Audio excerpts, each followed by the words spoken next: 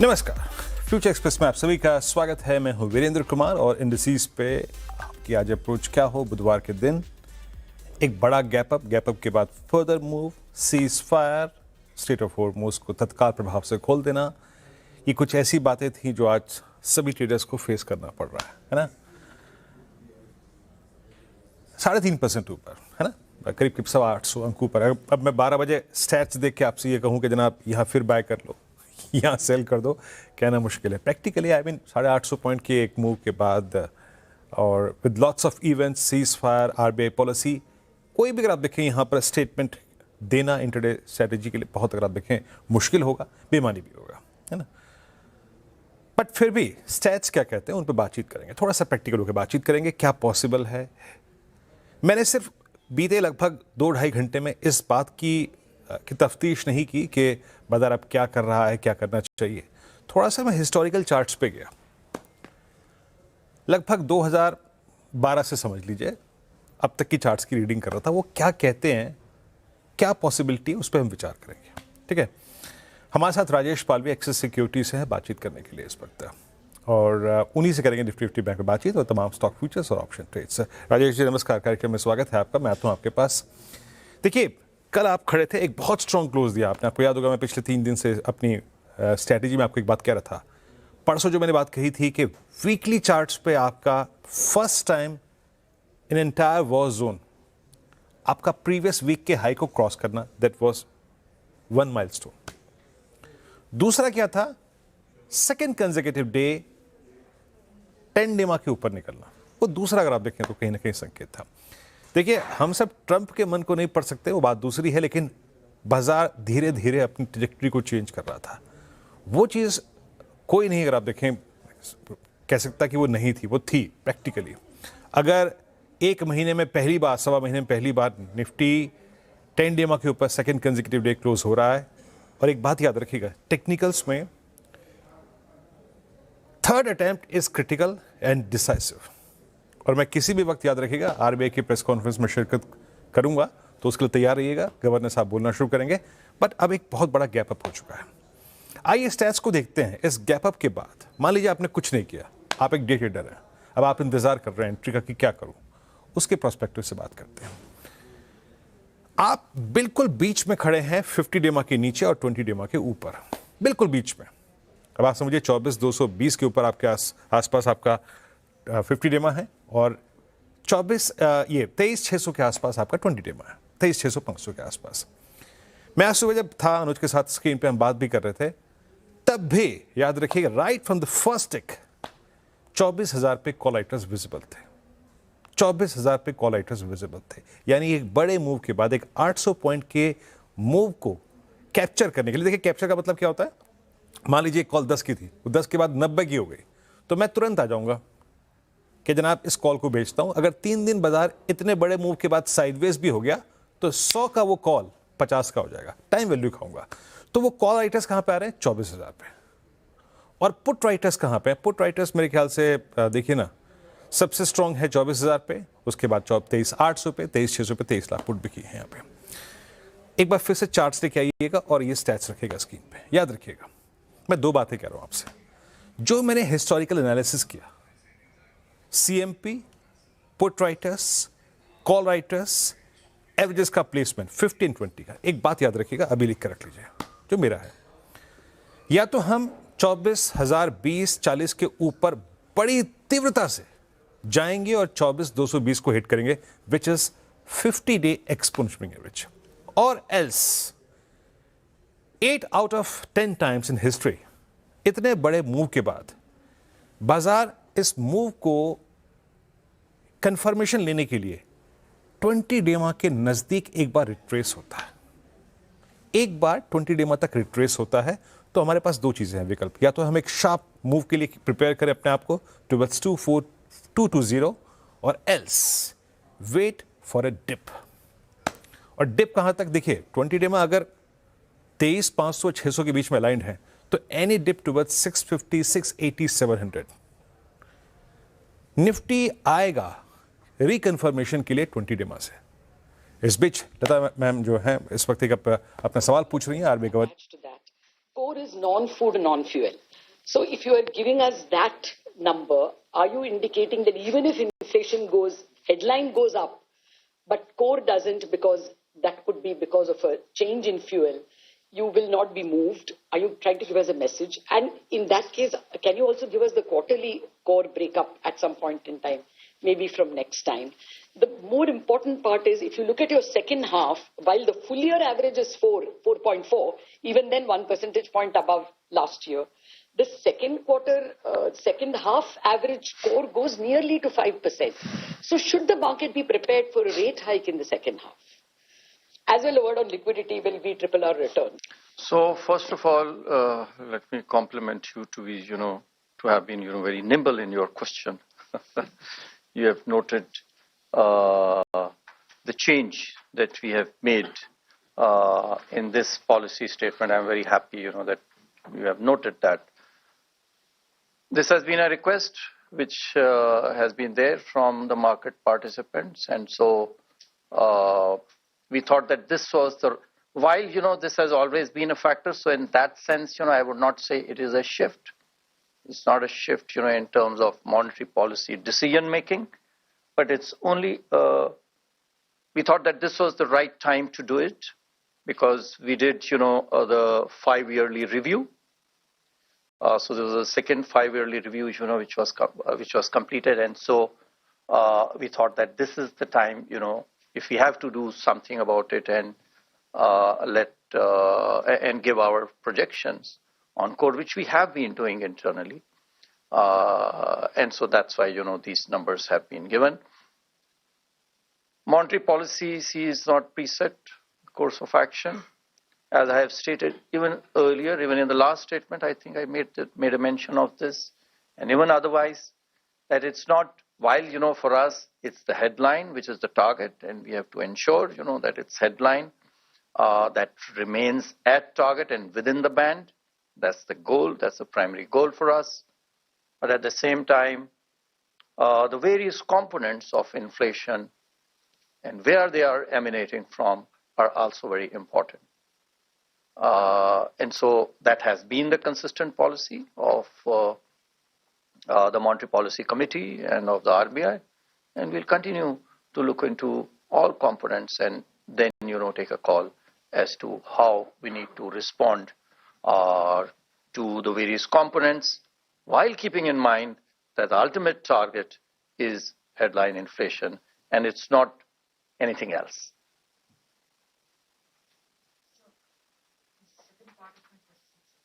That should, if first of all, there is an adverse scenario. So as I said, inflation you have increased by 50 basis.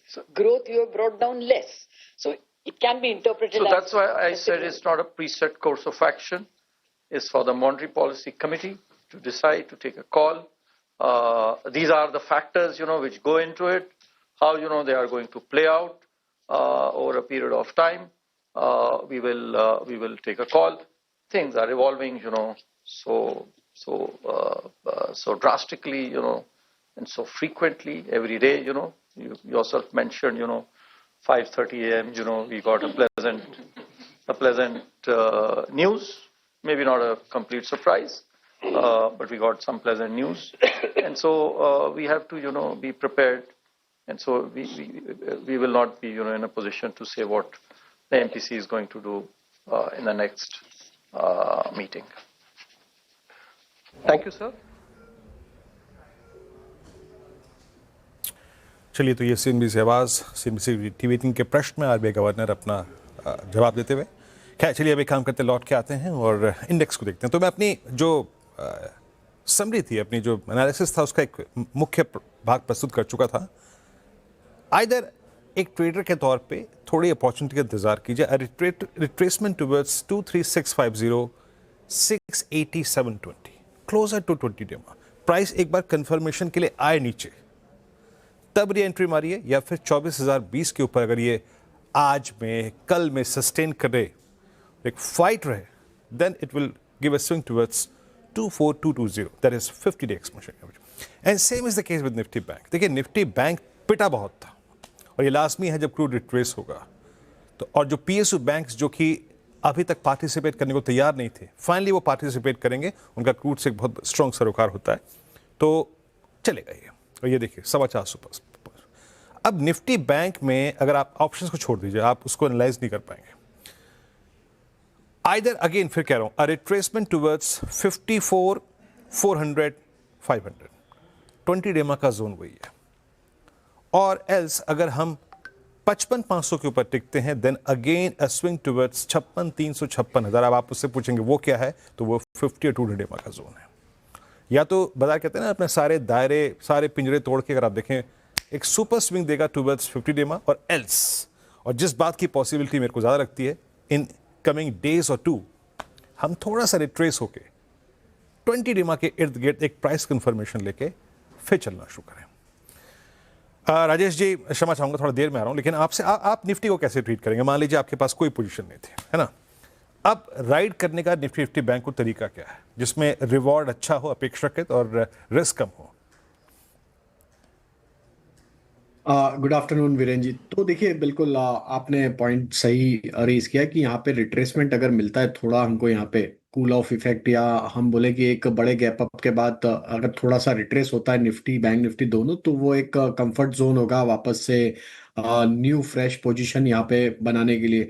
हालांकि अभी cease fire का announcement है, जिसके चलते एक market में जो डर का माहौल था वो थोड़ा दूर होते हुए दिख रहा है, और मार्केट एक यहाँ पे पुल बैक ट्रेड या बार्गेन हंटिंग जिसको हम बोल सकते हैं, या वो होते हुए दिख रही है मार्केट में।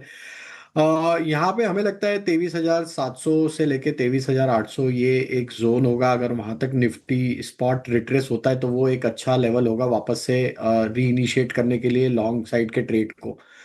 जरूर स्टॉप लॉस पोजिशनल ट्रेडर के लिए अब यहाँ पे हायर साइड पे शिफ्ट कर दिए हमने। लगता है यहाँ पे 23,600 का स्टॉप लॉस फॉलो करना चाहिए अभी भी, यहाँ से जो तेजी का पोजिशनल पर्सपेक्टिव से कैरी करना है। तो 23,600 हमारे स्टॉप लॉस है पोजिशनल पर्सपेक्टिव से। बट ट्रेडर के लिए अब यहाँ पे या तो हम 24,050 के लेवल को वापस इंट्राडे में क्रॉस करें, तो वहां से फिर एक नया फ्रेश ट्रेड या फ्रेश शॉर्ट कवरिंग बनेगी, तो वो एक अप मूव के लिए ट्रेड सेटअप बनेगा। अदरवाइज थोड़ा सा अगर रिट्रेस होता है टुवर्ड्स 23,900 23,800 के आसपास आता है, तो वहां पे बाय करेंगे। वहां से रिस्क रिवॉर्ड फेवरेबल होगा इंट्राडे पॉइंट ऑफ व्यू से, या 1 से 2 दिन के ट्रेडिंग सेटअप के हिसाब से। डाउन साइड में ट्रेडर के लिए स्टॉप लॉस है 23,750 का, वो स्टॉप लॉस फॉलो करेंगे। और अप साइड में 24,050 पहला लक्ष्य है, और वो क्रॉस होता है तो 24,200 की तरफ निफ्टी बढ़ सकता है। बैंक निफ्टी में यहाँ पे हमें लगता है 55,000 पे पुट राइटर्स एक्टिव होते हुए दिख रहे हैं। तो 55,000 की तरफ अगर ये रिट्रेस होता है बैंक निफ्टी, तो वो एक लेवल होगा जहां पे वापस से लॉन्ग साइड का ट्रेड इनिशिएट कर सकते हैं। ट्रेडिंग पॉइंट ऑफ व्यू से स्टॉप लॉस होंगे करीब 53,700 के, सॉरी 54,700 के।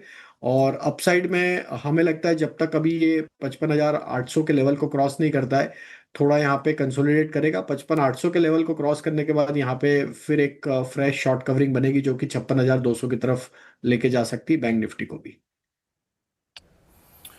ओके चलिए, तो यहाँ पे क्या हुआ, जरा हम कुछ देर के लिए आरबीआई के प्रेस कॉन्फ्रेंस में भी गए, हमने सीएनबीसी टीवी 18, सीएनबीसी आवाज के प्रश्नों के उत्तर भी सुने गवर्नर साहब से। अब एक काम करते हैं, निफ्टी बैंक का डिस्कशन हो चुका है, और देखिए लेफ्ट आउट मत फील कीजिएगा।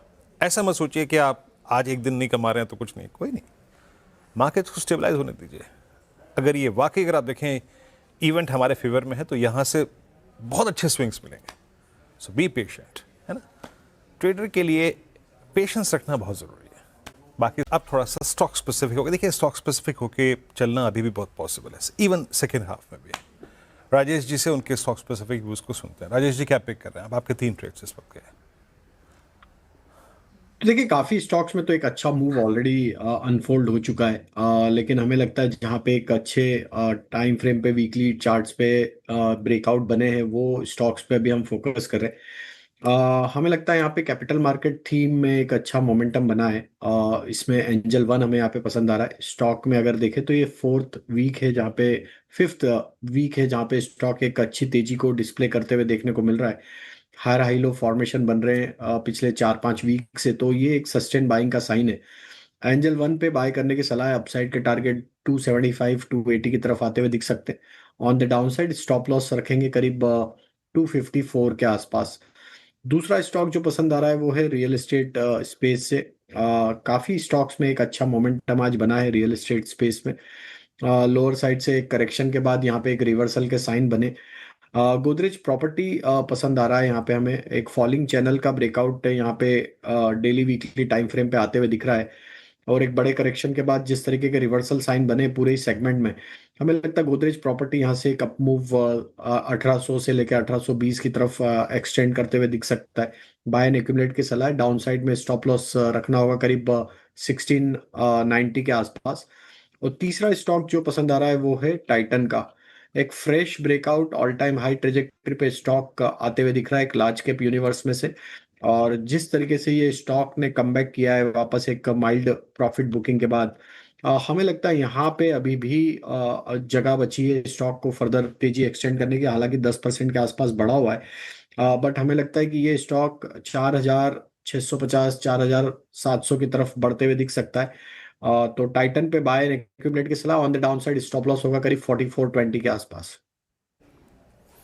ओके, टाइटन पे ही आपकी बात हो गई। अच्छा राजेश जी, आप लोगों ने खुद भी इस बड़े गैप अप के बाद अपने आप को आगे कैसे चेज करना है इस मोमेंटम पे, इस पर काफ़ी बातचीत की होगी। अभी तो आपने मेरे कहने पे 3 calls they the, but bank सबसे ज़्यादा प्राइस डैमेज देख के गए थे, और उसमें से भी अगर आप पिछले लास्ट दिन को देखें 10 दिन को, तो उसमें पीएसयू बैंक्स का डैमेज हुआ था।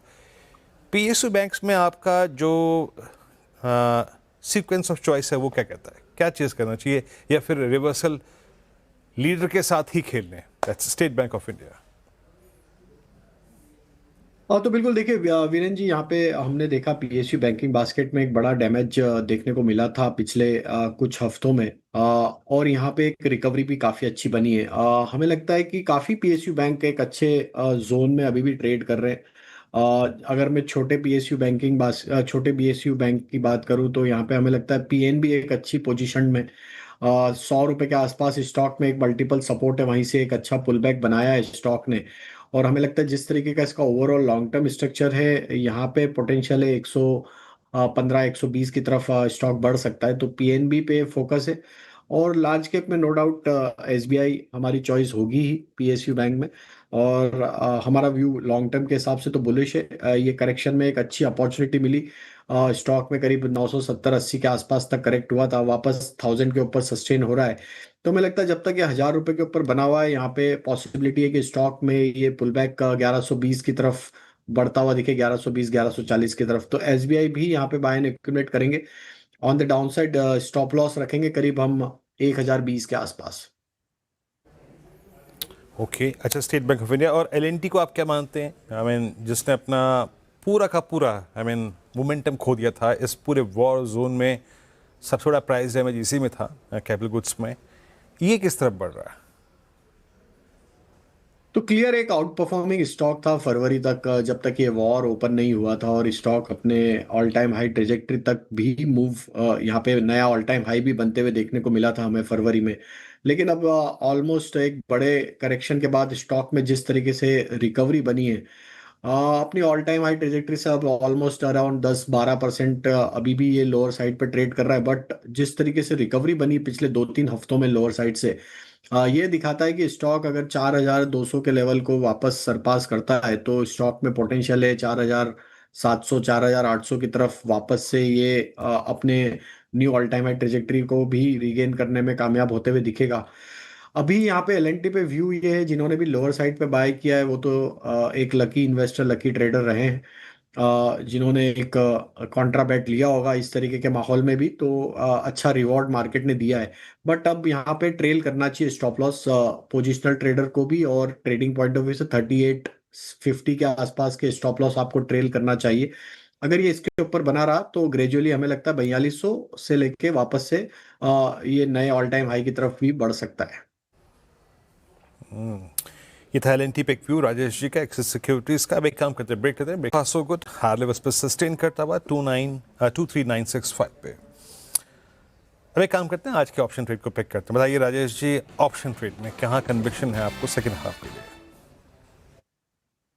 तो देखिए वीरेन जी, यहाँ पे एफएमसीजी बास्केट पे फोकस है। हमें लगता है कि एक करेक्शन के बाद यहाँ पे भी एक रिकवरी के साइन बनते हुए दिख रहे हैं। डाबर पे फोकस है। डाबर का अगर सेटअप देखेंगे तो फॉलिंग चैनल का ब्रेकआउट डेली चार्ट पे आते हुए दिखा है।